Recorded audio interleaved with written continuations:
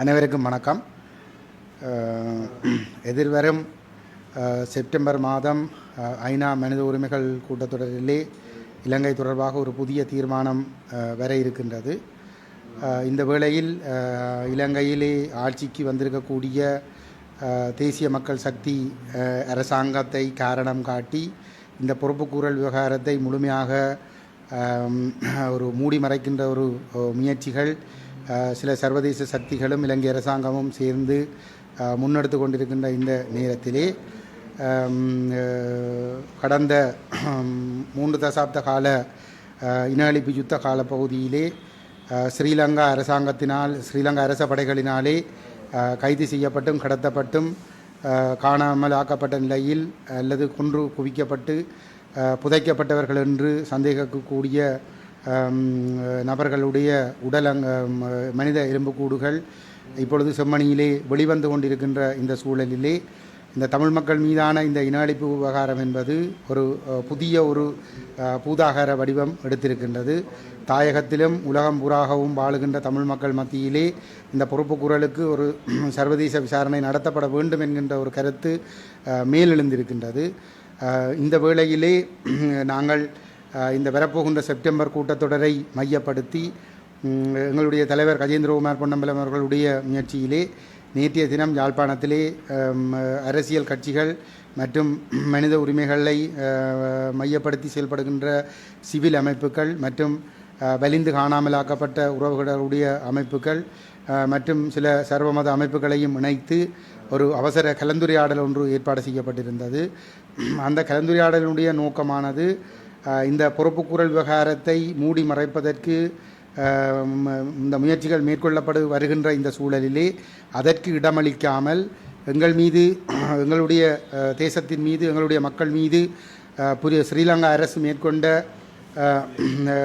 போர்க்குற்றங்கள் மனிதகுலத்துக்கு எதிரான குற்றங்கள் இன அழிப்பு குற்றங்கள் தொடர்பாக ஒரு சர்வதேச குற்றவியல் விசாரணையை வலியுறுத்துகின்ற நோக்கத்தோடு நாங்கள் எல்லோரும் கூட்டாக இணைந்து ஒரு கடிதம் ஒன்றை ஐநா மனித உரிமைகள் பேரவைக்கு அனுப்ப வேண்டும் என்கின்ற நோக்கத்தோடு அந்த கூட்டம் நடைபெற்றிருக்கின்றது.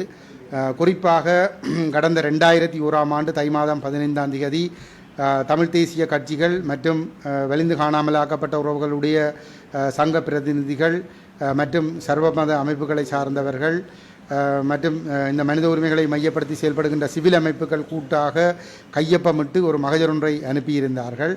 அந்த ஐக்கிய நாடுகள் மனித உரிமைகள் பேரவையை நோக்கி அனுப்பப்பட்ட அந்த கடிதத்திலே அப்பொழுது தமிழ் மக்களுடைய அறுதி பெரும்பான்மை கொண்ட தலைமையாக இருந்த அதிக ஆசனங்களை பெற்று ஒரு தலைமை சக்தி என்ற இடத்திலே இருந்து கொண்டிருந்த தமிழ் தேசிய கூட்டமைப்பினுடைய தலைவர் மறைந்த சம்பந்தன் மற்றும் தமிழ் தேசிய மக்கள் முன்னணியினுடைய தலைவர் கஜேந்திரகுமார் பொன்னம்பலம் மற்றும் தமிழ் மக்கள் கூட்டணியினுடைய தலைவர்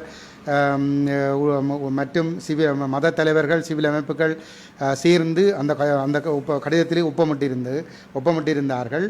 அந்த கடிதத்தின் மூலமாக வலியுறுத்தப்பட்ட விடயம் என்னவென்று சொன்னால் 2009ஆம் ஆண்டிலே முடிவுற்று அந்த யுத்த முடிவிலே ஐக்கிய நாடுகள் செயலாளர் நாயகம் அவர்கள் இலங்கைக்கு விஜயம் செய்து வவுனியாவுக்கு வந்திருந்தார். அதற்கு பிற்பாடு அவர் ஒரு நிபுணர் குழுவை நியமித்து நடைபெற்ற சம்பவங்கள் தொடர்பாக ஆய்ந்து அறிக்கை சமர்ப்பிக்குமாறு கேட்டிருந்தார். அதன் அடிப்படையிலே சமர்ப்பிக்கப்பட்ட அறிக்கைகளின் பிரகாரம் பாரிய யுத்த குற்றங்களும் மனித குலத்துக்கு எதிரான குற்றங்களும் நடைபெற்றிருக்கிறது என்பதை அந்த அறிக்கை உறுதிப்படுத்தியிருந்தது. அந்த அடிப்படையிலே அந்த அறிக்கையை ஐக்கிய நாடுகள் அந்த அறிக்கையானது இன அழிப்பு தொடர்பாக எதையும் குறிப்பிட்டிருக்கவில்லை. ஆனால் ஏனைய 2 குற்றங்களை பற்றியும் குறிப்பிட்டிருந்தது. ஆனால் எங்களை பொறுத்தவரையிலே தமிழ் மக்கள் மீது நடைபெற்றது ஒரு திட்டமிட்ட இன அழிப்பு. இந்த நிலையில் அந்த அறிக்கைகளை அடிப்படையாக கொண்டு ஐக்கிய நாடுகள் செயலாளர் நாயகம் அவர்கள் அந்த அறிக்கையை ஐக்கிய நாடுகள் மனித உரிமைகள் பேரவையினுடைய தலைவருக்கு பாரப்படுத்தி அந்த அறிக்கைகளின் அடிப்படையிலே நடவடிக்கைகளை மேற்கொள்ளுமாறு விசாரணைகளை மேற்கொள்ளுமாறு பணித்திருந்தார். அதன் பிரகாரம் ஐக்கிய நாடுகள் மனித உரிமைகள் பேரவையிலே 2012ஆம் ஆண்டு மார்ச் மாதத்திலே இலங்கை தொடர்பான பொறுப்புக்கூறலுக்காக தீர்மானங்கள் நிறைவேற்றப்பட்டது. அன்று தொடர்ச்சியாக இந்த தீர்மானங்கள் நிறைவேற்றப்பட்டு வந்த நிலையிலே 2009ஆம் ஆண்டு மார்ச் மாத கூட்டத்தொடருக்கு முன்னதாக இந்த நான் ஏற்கனவே குறிப்பிட்ட தமிழ் தேசிய கட்சி தமிழ் தேசிய நிலைப்பாடுகளை வலியுறுத்துகிற கட்சிகளுடைய தலைவர்கள் மற்றும் வலிந்து காணாமலாக்கப்பட்ட உறவுகள் மற்றும் ஏனைய சிவில் அமைப்புகள் சேர்ந்து கையொப்பமிட்டு அனுப்பின கடிதத்தின் மூலமாக வலியுறுத்தப்பட்ட விடயம் என்னவென்று சொன்னால் அந்த 2012ஆம் ஆண்டிலிருந்து இந்த 2020ஆம் ஆண்டு செப்டம்பர் வரை நிறைவேற்றப்பட்ட தீர்மானங்கள் எதையும் இலங்கை அரசாங்கம் பொருட்படுத்தவில்லை, அதை மதிக்கவில்லை. பொறுப்பு கூறுதல் என்கின்ற எண்ணம் இலங்கை அரசாங்கத்திடம் கிஞ்சித்தும் கிடையாது. இந்த இனப்படுகொலை இந்த குற்றங்களுக்கு பொறுப்பானவர்களிடம் அந்த பொறுப்பு கூறலை எதிர்பார்ப்பது பொருத்தமற்றது.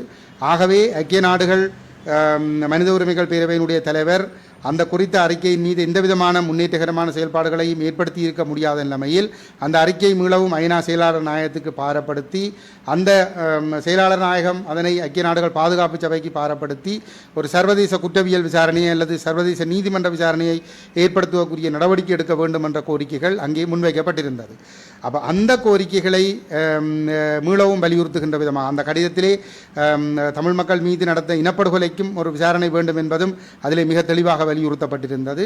அந்த அடிப்படையிலே அந்த 2021 தை 15ஆம் தேதி அனுப்பப்பட்ட அந்த கடிதத்தை மீளவும் வலியுறுத்துகின்ற விதமாக இந்த வரப்போகிற செப்டம்பர் கூட்டத்தொடருக்கு முன்னதாக ஒரு அறிக்கை ஒன்றை எல்லோரும் தமிழ் தரப்புகள் கூட்டிணைந்து எந்த விதமான மாறுபட்ட கருத்துக்களும் இல்லாமல் உள்ளக விசாரணையை முற்றுமுழுதாக நிராகரித்து தமிழ் மக்கள் மீது நடந்த யுத்த குற்றங்கள், மனிதகுலத்துக்கு எதிரான குற்றங்கள், இன அழிப்பு குற்றங்களை விசாரிப்பதற்கு ஒரு சர்வதேச குற்றவியல் நீதிமன்ற விசாரணையை அல்லது சர்வதேச நீதிமன்ற விசாரணையை முன்னெடுப்பதற்குரிய நடவடிக்கையை ஐக்கிய நாடுகள் செயலாளர் நாயகம் மேற்கொள்ளக்கூடிய வகையிலே அவருக்கு அந்த ஐக்கிய நாடுகள் சபையினுடைய ஐக்கிய நாடுகள் மனித உரிமைகள் பேரவையினுடைய தலைமை பீடம் அதனை செயலாளர் நாயகத்திற்கு அனுப்பி நடவடிக்கைகளை எடுக்க வேண்டும் என்பதை வலியுறுத்துகின்ற அடிப்படையிலே தான் இந்த அறிக்கை அனுப்புவதற்குரிய தயாரிப்புகள் நடைபெறுகின்றது. அது தொடர்பான கலந்துரையாடல் நடைபெற்றிருந்தது. அதிலே கிட்டத்தட்ட 80 தொடக்கம் 100 வரையான அமைப்புகள் கலந்து கொண்டிருந்தார்கள். அதிலே அனைவரும் ஏகமனதாக இந்த நிலைப்பாடுகளை தமிழ் மக்கள் மீது புரியப்பட்ட போர்க்குற்றங்கள், மனிதகுலத்துக்கு எதிரான குற்றங்கள், இன அழிப்பு குற்றங்கள் தொடர்பாக ஒரு சர்வதேச குற்றவியல் விசாரணை அல்லது சர்வதேச நீதிமன்ற விசாரணை நடத்தப்படுவதற்கு அதை பாதுகாப்பு சபை நோக்கி பாரப்படுத்துகின்ற வகையிலே 21ஆம் ஆண்டு அனுப்பப்பட்ட கடிதத்தை மீள வலியுறுத்தி கடிதம் அனுப்புதல் என்பதனை எல்லோரும் ஏற்றுக்கொண்டிருந்தார்கள். அந்த கடிதத்தை தயாரிக்கின்ற பொறுப்பு சிவில் சமூகத்தினரிடம் கையளிக்கப்பட்டிருக்கின்றது. இவ்வாறான ஒரு நிலையிலே தமிழர்கள் எல்லோரும் ஒன்றுபட்டு ஒரு சர்வதேச குற்றவியல் விசாரணையை வலியுறுத்த வேண்டிய ஒரு கடப்பாடு இருக்கின்ற இந்த சூழலிலே தமிழ் மக்கள் மிகவும் விழிப்பாக செயல்பட வேண்டியவர்களாக இருக்கின்றார்கள். இவ்வாறு தமிழ் தரப்பு இந்த பொறுப்பு கூறலுக்காக ஒரு முயற்சி ஒன்றை செய்து கொண்டிருக்கின்ற பொழுது தற்பொழுது பதவியில் இருக்கக்கூடிய என்பிபி அரசாங்கத்தினுடைய முகவர்களாக தமிழர்களாக இருந்து கொண்டு அந்த அரசினுடைய எடுபிடிகளாக செயல்படுகின்றவர்கள் 23ஆம் தேதி ஒரு நாடகம் ஒன்றை ஆரம்பித்திருக்கின்றார்கள். தென்னிலங்கையிலிருந்து ஒரு கணிசமானவர்களை கொண்டு இங்கே ஒரு நட்புறவு கொண்டாட்டம் ஒன்றை கொண்டாடுவதற்கான ஒரு ஏற்பாடு ஒன்றை செய்திருக்கின்றார்கள்.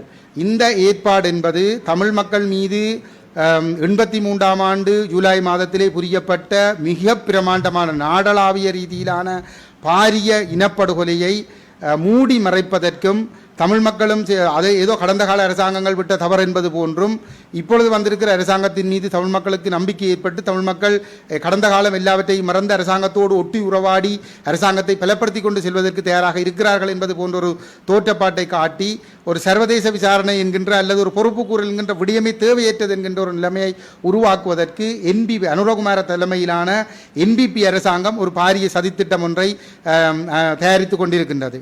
ஆகவே எதிர்வரும் 23ஆம் தேதி தென்னிலங்கையிலிருந்து இந்த பொறுப்புக்கூறல் விவகாரத்தை நீத்து போகச் செய்கின்ற நோக்கத்தோடு தமிழ் மக்கள் மீதான இனப்படுகொலைக்கு சர்வதேச விசாரணை கூறும் தமிழர்களுடைய அந்த சிந்தனை போக்குகளை முற்றுமுழுதாக திசை திருப்பி விடுகின்ற நோக்கத்தோடு இந்த என்பிபி அரசாங்கத்தினுடைய பின்னணியோடு மேற்கொள்ளப்படுகிற இந்த நட்புறவு கொண்டாட்டம் என்கின்ற அந்த கொண்டாட்டத்தை தமிழர்கள் வடகிழக்கு தமிழர்கள் முற்றுமுழுதாக புறக்கணிக்க வேண்டும். ஏன் தென்பகுதியில் இருக்கக்கூடிய தமிழ் முஸ்லீம் மக்கள் கூட அதனை முற்றுமுழுதாக புறக்கணிக்க வேண்டும் என்று நாங்கள் கேட்டுக்கொள்ள விரும்புகின்றோம். அதன் மூலமாக எங்களுக்கு நடந்த கடந்த உண்மையிலே தமிழ் மக்கள் இந்த இலங்கையிலே இந்த இரத்த ஆறு ஓடுவதற்குரிய ஒரு பாரிய ஒரு ஆரம்ப நிகழ்வாக அமைந்ததிலே இந்த 48ஆம் ஆண்டிலிருந்து நடந்து வந்த கொலைகள் காரணங்களாக இருந்து வந்தாலும் கூட 83ஆம் ஆண்டிலே நாடளாவிய ரீதியிலே தமிழர்கள் குறிவைக்கப்பட்டு மிக பிரமாண்டமான அளவிலே படுகொலை செய்யப்பட்டது, பெண்கள் பாலியல் வல்லுறவுக்கு உள்ளாக்கப்பட்டது, தமிழர்களுடைய பொருளாதாரம் முற்றுமுழுதாக கொள்ளையடிக்கப்பட்டது கொள்ளையடிக்கப்பட்டது போன்ற சம்பவங்கள் தான் மிக பிரதானமான காரணமாக அமைந்தது.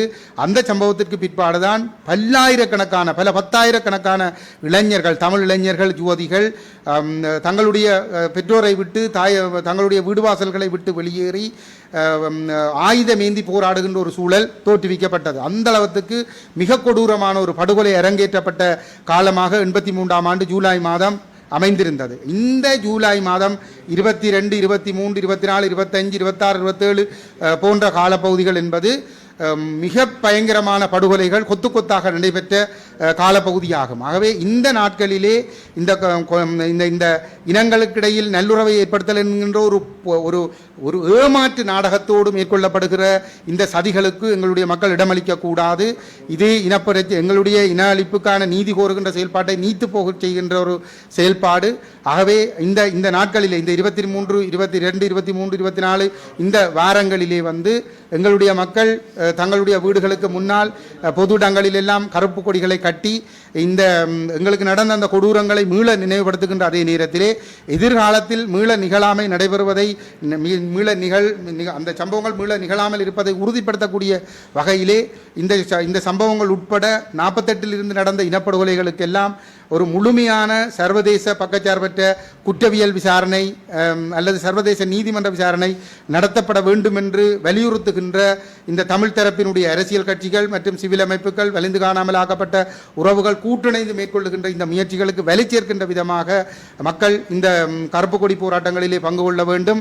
தென்னிலங்கையிலிருந்து ஒரு ஏமாற்றுகின்ற நோக்கத்தோடு நல்லிணக்கம் என்ற ஒரு ஏமாற்று அடிப்படையில் முன்னெடுக்கப்படுகிற இந்த செயல்பாடுகளிலிருந்து மக்கள் முற்றுமுழுதாக விலகி இருக்க வேண்டும் என்றும் இந்த இடத்திலே நாங்கள் கேட்டுக்கொள்ள விரும்புகிறோம். இந்த நேரத்திலே தமிழரசு கட்சியினர் இந்த உள்ளக பொறிமுறைக்கு மீண்டும் செப்டம்பரில் கொண்டு வரப்படுகிற தீர்மானத்தை ஒரு உள்ளக தீர்மானமாக கொண்டு வரக்கூடிய வகையிலே அரசுக்கு ஒரு சமிக்கையை காட்டுகின்ற விதமாக, சர்வதேச சமூகத்திற்கு ஒரு சமிக்கையை காட்டுகின்ற விதமாக செம்மணியை மையப்படுத்தி ஒரு அறிக்கை ஒன்றை எழுதியிருக்கிறார்கள். அவர்கள் அந்த அறிக்கையை வாபஸ் பெற வேண்டும்.